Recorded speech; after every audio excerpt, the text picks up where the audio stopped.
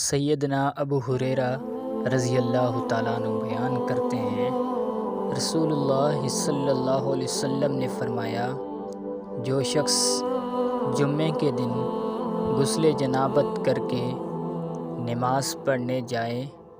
تو گویا کہ اس نے ایک اونٹ کی قربانی دی اگر اول وقت مسجد میں پہنچا، اور اگر بعد میں گیا تو گویا ایک گائے کی قربانی دی، اور جو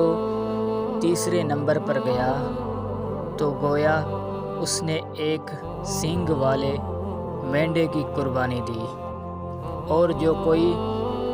چوتھے نمبر پر گیا تو اس نے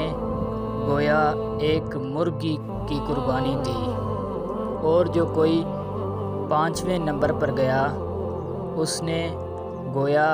انڈا اللہ کی راہ میں دیا۔ لیکن جب امام خطبے کے لیے باہر آ جاتا ہے تو فرشتے